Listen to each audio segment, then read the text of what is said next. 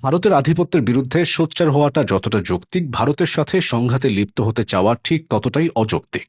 দেয়ালে পিঠ ঠেকে গেলে বাংলাদেশের মানুষ যে কোনো কিছু করতে পারে, তবে বর্তমান বিশ্ব বাস্তবতা সম্পূর্ণ ভিন্ন এক পরিস্থিতির ইঙ্গিত দিচ্ছে।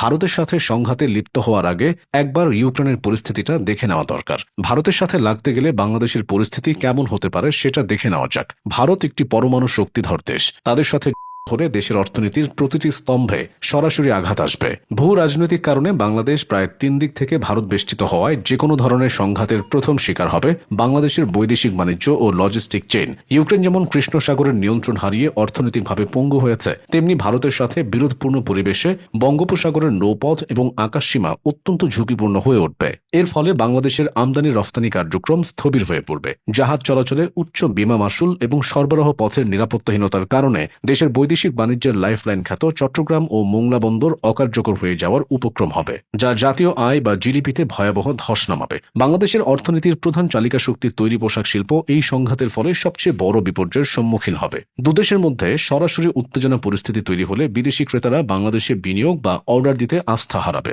নিরাপদ কর্মপরিবেশের অভাবে বৈশ্বিক ব্র্যান্ডগুলো দ্রুত বিকল্প বাজার হিসেবে ভিয়েতনাম বা অন্যদিকে ঝুঁকে পড়বে। এতে লক্ষ লক্ষ মানুষ কর্মসংস্থান হারাবে এবং দেশের বৈদেশিক মুদ্রার রিজার্ভে বড় ধরনের টান পড়বে। অন্যদিকে দেশের ব্যাংকিং ও আর্থিক খাত অস্থিতিশীল হয়ে উঠবে। মানুষের মধ্যে সঞ্চয় তুলে নেওয়ার হিড়িক পড়বে এবং মূলধন পাচারের ঝুঁকি বৃদ্ধি পাবে। টাকার মান দ্রুত কমতে থাকবে, যার ফলে আন্তর্জাতিক বাজারে বাংলাদেশের ঋণ মান সর্বনিম্ন পর্যায়ে নেমে আসবে। এতে করে ভবিষ্যতে যে কোনো উন্নয়ন প্রকল্পের জন্য বৈদেশিক ঋণ পাওয়া অসম্ভব হয়ে পড়বে। জ্বালানি নিরাপত্তা ও অবকাঠামোগত ক্ষয়ক্ষতি বাংলাদেশের অর্থনীতিকে কয়েক দশক পিছিয়ে দিতে পারে। বর্তমান সময়ে ভারত থেকে বিদ্যুৎ আমদানি এবং পাইপলাইনের মাধ্যমে জ্বালানি সরবরাহ বাংলাদেশের শিল্পায়নের সাথে ওতপ্রোতভাবে জড়িত।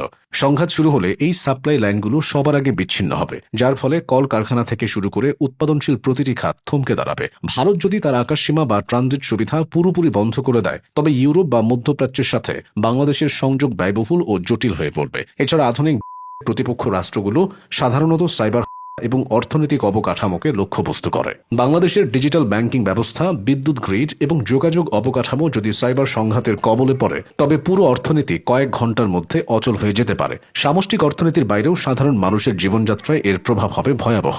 সংঘাতের কারণে প্রতিরক্ষা বাজেটে বরাদ্দ অস্বাভাবিক হারে বাড়াতে হবে, যার ফলে শিক্ষা, স্বাস্থ্য ও সামাজিক নিরাপত্তা খাতের বাজেট কাটছাঁট করা হবে। এটি দীর্ঘমেয়াদী দারিদ্র্য ও অপুষ্টির জন্ম দেবে। ইউক্রেন যেমন তাদের সার্বভৌমত্ব রক্ষার লড়াইয়ে নিজেদের অবকাঠামো ও অর্থনৈতিক সক্ষমতা হারিয়েছে, বাংলাদেশের মতো একটি ঘনবসতিপূর্ণ এবং উন্নয়নশীল দেশের পক্ষে সেই চাপ সহ্য করা প্রায় অসম্ভব। পরমাণু শক্তিধর একটি প্রতিবেশীর সাথে দীর্ঘস্থায়ী সংঘাত মানে কেবল সামরিক লড়াই নয়, বরং দেশের অর্থনীতির প্রতিটি শিরা উপশিরা ছিঁড়ে যাওয়া। সামরিক দিক থেকে তুলনা করলে দেখা যায় ভারতের বিশাল বিমান বাহিনী এবং নৌবাহিনী বাংলাদেশের সীমিত সক্ষমতার উপর প্রচণ্ড চাপ সৃষ্টি করতে পারবে। ভারতের গোয়েন্দা নজরদারি ব্যবস্থার সামনে বাংলাদেশের গুরুত্বপূর্ণ স্থাপনাগুলো অত্যন্ত অরক্ষিত হয়ে পড়বে। বাংলাদেশের সাথে সংঘাতে ভারতও নানাভাবে ক্ষতিগ্রস্ত হবে, তবে সে ক্ষতির মাত্রাটা বাংলাদেশের থেকে কম হবে। সার্বভৌমত্ব রক্ষার সংকল্প থাকলেও বাস্তবসম্মতভাবে পরমাণু শক্তিধর প্রতিবেশীর সাথে দীর্ঘমেয়াদী সংঘাত মানেই হল একটি উন্নয়নশীল রাষ্ট্রের আত্মাহুতি। ইউক্রেনই সেটার আসল উদাহরণ। তাই আবেগের চেয়ে কৌশল এবং সংঘাতের চেয়ে দীর্ঘমেয়াদী কূটনৈতিক সমঝোতাই